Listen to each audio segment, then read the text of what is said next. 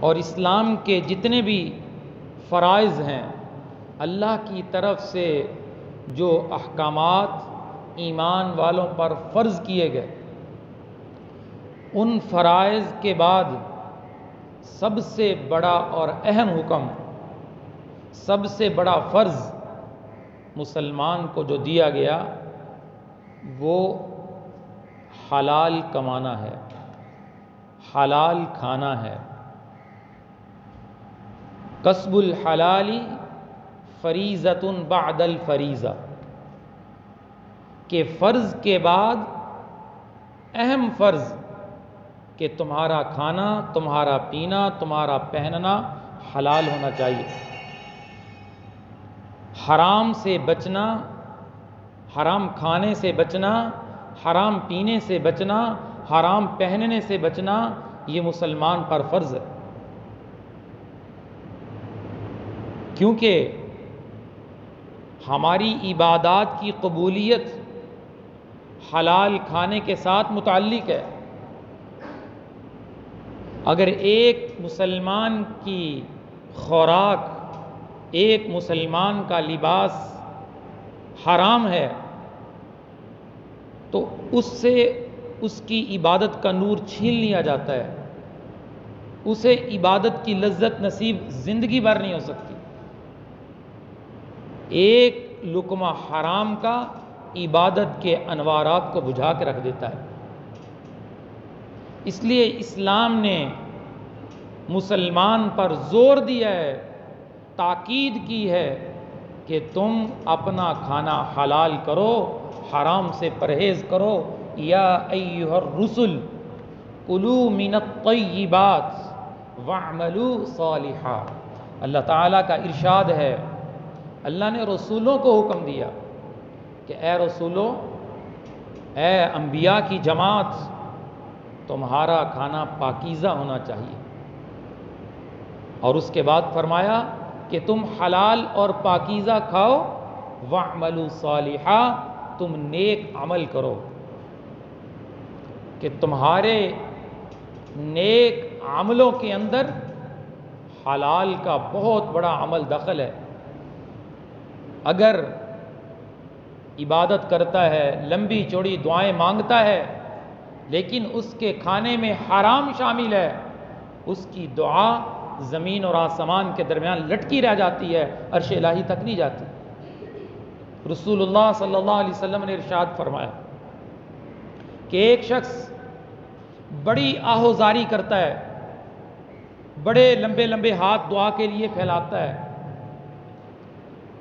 بڑی خوب گڑ گڑا کے دعا مانگتا ہے، لیکن اس کی دعا رد کر دی جاتی ہے، اللہ تک اس کی دعا نہیں پہنچتی۔ کیوں؟ اس لیے کہ اس کا کھانا حرام کا، اس کا پینا حرام کا ہے، اس کی دعا کا کوئی فائدہ نہیں۔ تو اسلام نے فرائض کے بعد جو اللہ کی طرف سے ہمارے اوپر فرائض عائد ہوتے ہیں، ان کے بعد اہم جو فرض مسلمان کی طرف متوجہ ہوتا ہے وہ حلال کھانے کا ہے، حلال پہننے کا ہے، حلال پینے کا ہے، کہ مسلمان اپنی خوراک کو حلال کی بنائے۔ اس معاشرے میں کتنی حرام کی شکلیں پھیلی ہوئی ہیں۔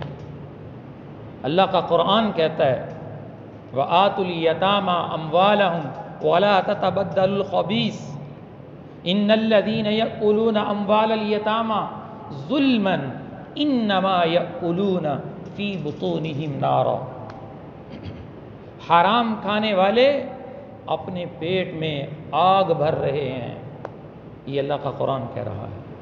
حرام کھانے والے اپنے پیٹ میں آگ کے انگارے بھر رہے ہیں، فی بطونہم نارا، ان کے پیٹوں میں آگ ہے، ان قریب یہ لوگ جہنم میں دھکیل دیے جائیں گے۔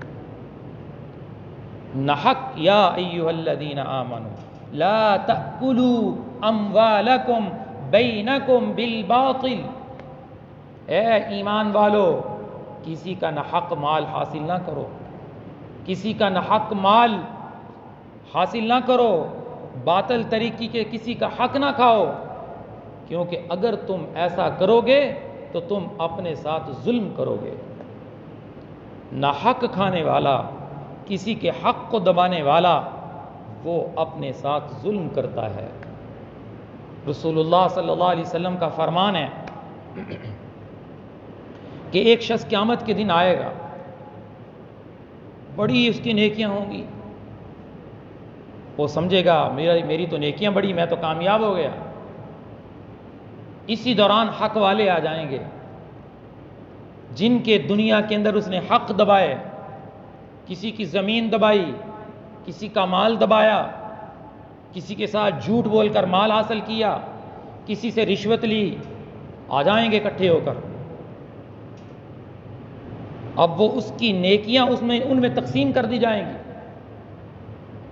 اور اس کی نیکیاں حق والوں کو دے دی جائیں گی۔ اب حق والے تو موجود ہوں گے، نیکیاں تو ختم ہو گئیں، اب حق والوں کے گناہ اس کے اوپر ڈالے جائیں گے۔ رسول اللہ صلی اللہ علیہ وسلم نے فرمایا، صحابہ کی مجلس میں سوال کیا کہ مفلس کون ہے؟ مفلس کون ہے؟ صحابہ کہنے لگے، یا رسول اللہ، مفلس وہ ہے جو غریب ہو، جس کے پاس درہم نہ ہو، جس کے پاس دنانیر نہ ہو، وہ مفلس ہے، جس کے پاس روپے پیسے نہ ہوں۔ رسول اللہ صلی اللہ علیہ وسلم نے فرمایا، میری امت کا مفلس وہ ہے جو پہاڑوں کے برابر نیکیاں لے کر آئے گا، لیکن اس کی نیکیاں حق والوں میں تقسیم کر دی جائیں گی اور اس کی نیکیاں ختم ہو جائیں گی۔ کامیابی کے لیے نیکیاں لے کر گیا تھا، لیکن وہاں حق والے موجود تھے جن کا دنیا میں حق دے کر نہیں آیا، اب وہ ساری نیکیاں ان میں تقسیم کر دی گئیں۔ یہ میری امت کا مفلس ہے، یہ غریب ہے جو گیا تو پہاڑوں کے ساتھ تھا، پہاڑوں کے برابر نیکیاں لے کر گیا تھا، لیکن وہاں پہنچتے ہی خالی ہاتھ ہو گیا ہے۔ اس موت کے آنے سے پہلے ہم میں سے ہر ایک اس دنیا کے اندر اپنے معاملات نمٹا کر جائے، دنیا کے اندر معاملات ختم کر کے جائے۔ کہیں یہ نہ ہو کہ زندگی بھر کی پونجی ہم وہاں جا کر لوٹا بیٹھیں۔ اس پورے معاشرے میں حرام کی کتنی شکلیں پھیلی ہوئی ہیں۔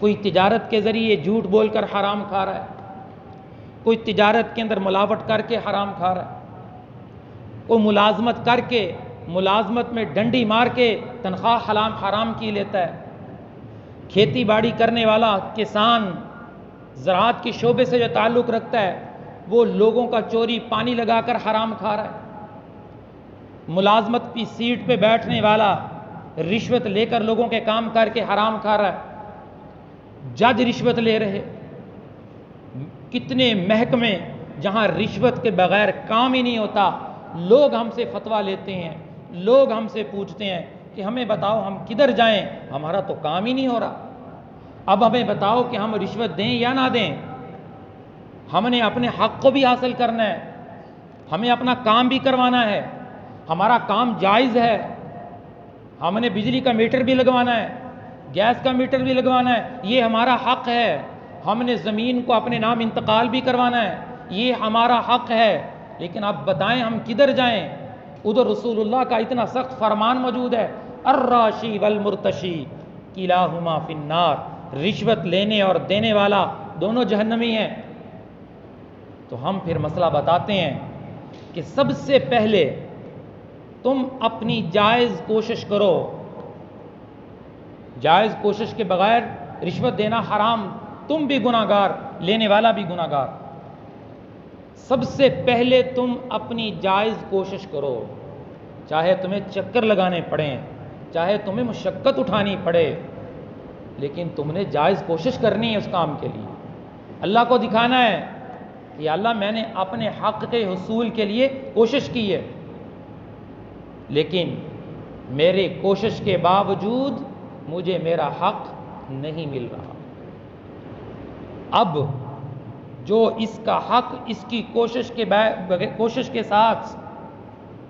کے باوجود اسے اس کا حق نہیں مل رہا، اب یہ اس کو رشوت دے، اب لینے والا گناہگار ہے، دینے والا مجبور ہے۔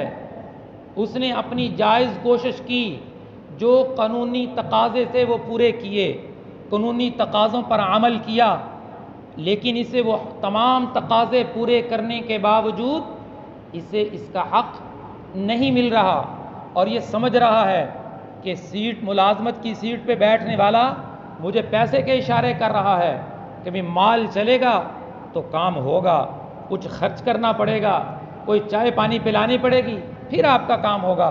اب وہ اشارے سمجھ گیا ہے کہ میں نے کوشش تو کی لیکن میرا کام نہیں ہوگا، اب یہ رشوت مانگ رہا ہے، اب اس کے منہ میں یہ آگ چلا دی جائے، اسے رشوت دے دی جائے تاکہ تمہیں تمہارا حق مل جائے۔ لیکن اگر کوئی بچنا چاہے تو بہت اچھی بات ہے، بہت اعلیٰ بات ہے، اجر کا مستحق ہے، دنیا آخرت میں اللہ عزت دے گا۔ جو جائز ہونے کے باوجود کہے گا میں رشوت نہیں دیتا، میں تو اپنا کام رشوت کے بغیر کرواؤں گا، اسے بہت بڑا اللہ اجر عطا فرمائے گا۔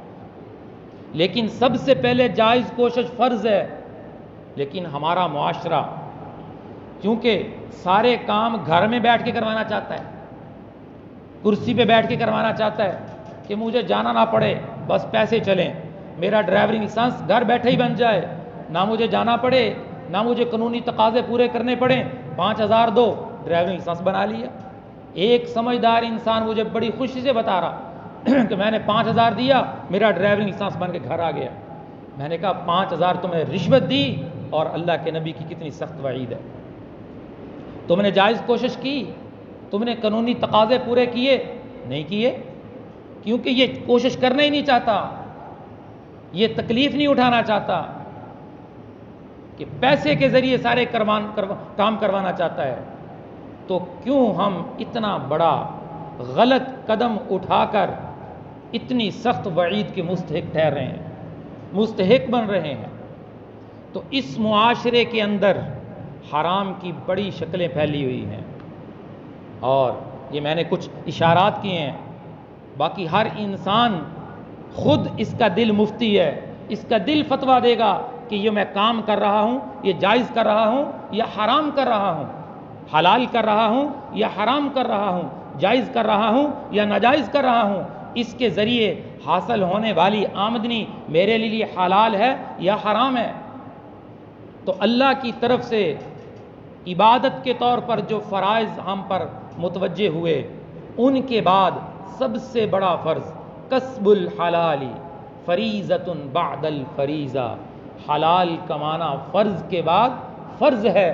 رسول اللہ کا فرمان ہے سب سے پہلا فرض نماز ہے، سب سے پہلا فرض زکوٰۃ ہے، سب سے پہلا فرض حج ہے، سب سے پہلا فرض روزہ ہے، اس کے بعد جو فرض آتا ہے وہ حلال کمانے کا آتا ہے۔ حلال روزی کے ساتھ اللہ نے عبادت کی قبولیت کو جوڑا ہے۔ وہ عبادت اس مسلمان کی کامل زندگی بھر نہیں بن سکتی جس کا کھانا حرام کا ہے، جس کا پینا حرام کا ہے، جس کا پہننا حرام کا ہے۔ لیکن کیا کریں، ایمان اتنے کمزور ہو چکے ہیں کہ 100 روپے کے لیے جھوٹ بولتے ہیں، 10 روپے پر اپنا ایمان بیچ دیتے ہیں۔ کیا کریں، اپنی چیز کو بیچنے کے لیے تادر جھوٹی قسم بھی اٹھا لیتا ہے، اپنی چیز کو بیچنے کے لیے اس کی تعریف کے کلاب آسمان سے لگا دیتا ہے، اس چیز کے عیب کو چھپا لیتا ہے، خراب چیز اس کو دے دیتا ہے۔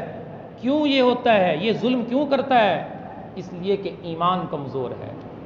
اگر ایمان مضبوط ہوتا تو یہ اللہ کے حکم کو ترجیح دیتا، یہ رسول اللہ کی مانتا کہ رسول اللہ صلی اللہ علیہ وسلم کا میں نے کلمہ پڑھا ہے، میں آپ کا امتی ہوں، یہ اپنے نفس کے اوپر صبر کر کے اللہ کے حکم پر عمل کرتا، رسول اللہ کی بات پر عمل کرتا۔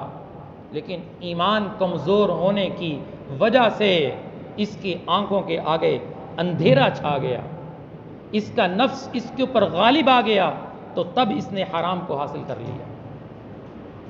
انصاف بک رہا ہے ہمارے معاشرے میں، کس کے بدلے؟ پیسے کے بدلے۔ اس قدر آج کا مسلمان پیسے کا پجاری بن چکا ہے۔ رسول اللہ صلی اللہ علیہ وسلم نے ارشاد فرمایا کہ انسان کا پیٹ دنیا سے بھر نہیں سکتا۔ ایک چیز آئے گی کہتا دوسری آنی چاہیے، دوسری آئے گی کہے گا تیسری آنی چاہیے۔ اتنا حرص دنیا کا اس کے اندر موجود ہے، اس کے پیٹ کو قبر کی مٹی بھرے گی، اسی سے بھر سکتا ہے، لیکن دنیا کے مال دولت سے کسی مسلمان کا پیٹ نہیں بھر سکتا۔ یہ اس دنیا کی محبت اور لالچ اور حرص میں اپنا ایمان بیچ دیتا ہے۔ آپ صلی اللہ علیہ وسلم بازار میں نکلے، ایک شخص گندم بیچ رہا تھا، بارش ہوئی تھی اور آپ صلی اللہ علیہ وسلم نے دیکھا اس کی گندم خشک ہے، ابھی تو بارش ہوئی ہے، تو آپ صلی اللہ علیہ وسلم نے گندم کے نیچے اپنے ہاتھ کو ڈالا، نیچے سے بھیگی ہوئی گندم نکلی، اوپر خشک گندم، نیچے بھیگی ہوئی گندم۔ اس موقع پہ رسول اللہ صلی اللہ علیہ وسلم نے ارشاد فرمایا، من غش فلیس منا، جس نے دھوکہ دیا وہ میری امت سے نہیں۔